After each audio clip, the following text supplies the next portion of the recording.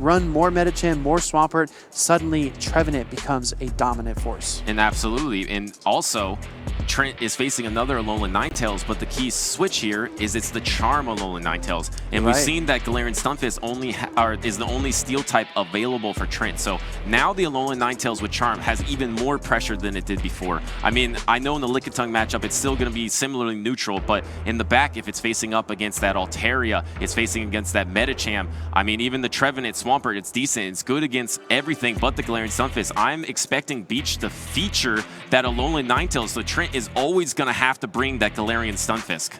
Yeah, I agree. I think Galarian Stunfisk is a must-have here. You have to have some kind of charm resist. You have to have some way to fight back against that Pokemon that can be so oppressive, especially when you have that Medicham and the Altaria on your own team. Altaria actually looking really solid as well. I mean, Trevenant, Swampert, even the Skarmory can get worn down over time. But let's see what happens here. These two trainers are trying their best, and we have Lickitung against a Trevenant.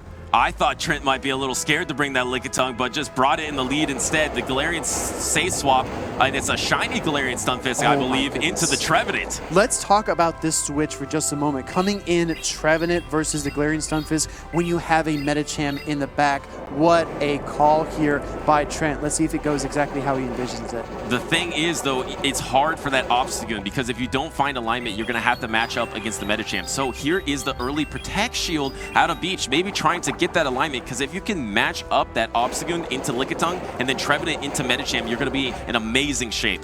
Yeah, I absolutely agree. Here comes the Rock Slide. I think this forces a Protect Shield away from Trent as well. Let's see if he can land a devastating Shadow Ball and some Shadow Claws here shortly. But I'm just still flabbergasted he's able to keep this Trevenant away from the Obstagoon. And going for the Shadow Ball here, I don't know if this is going to be enough. It's going to be really close, and it gets no Protect Shield. Can Galarian Stunfisk endure? Yes, does hold on to throw the Rock Slide. And now this Trevenant lets it go. This is going to be a fast move off. I don't know how healthy Trevenant's going to be out of this, but it's not that healthy. But Shadow Claw is just the better move here, but it's so close. What's going to get to there first? Oh my goodness. Just by a razor's edge, just a splinter of wood. It's all that kept Trevenant on the field there as he does land the C-Bomb against the Obstagoon. Controlling switch advantage here was crucial for Trent, and he took it right to the wire. And this is brutal here for Beach. Now swapping out to the Trevenant and met by the Lickitung, and all you can do is just throw as many Seed Bombs as you can as you're just getting worn down by this Lickitung.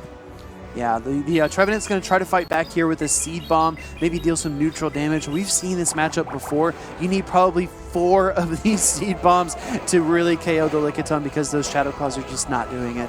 It is not doing it. And here comes another Seed Bomb. Instant no Protect Shield. And at this point, the Lickitung is almost at 100 energy, so probably going to have to throw something. Usually in this situation, you like to throw the Power Whip because it's only single resisted compared to the Body Slam, which is double resisted. And here comes that Power Whip right here. I don't know if it's enough, but it's going to be very close. I think this might just do it. Trevenant, actually hangs on there. Going to reach for another Seed Bomb. No, actually just gets licked all the way down. Here comes the Obstagoon, and this gets so tough because you want energy on Obstagoon. You want a fighting chance here, but speaking of fighters, the Medicham is waiting to come out onto the ring. He's waiting for Lickitung to tag him in. Do we see this switch? Ding, ding! Here comes the Medicham, and here come the counters. And this is why Medicham has always been the champion fighting type, as it's able to take out that pseudo-fighter Obstagoon and take game number 1 for Trent.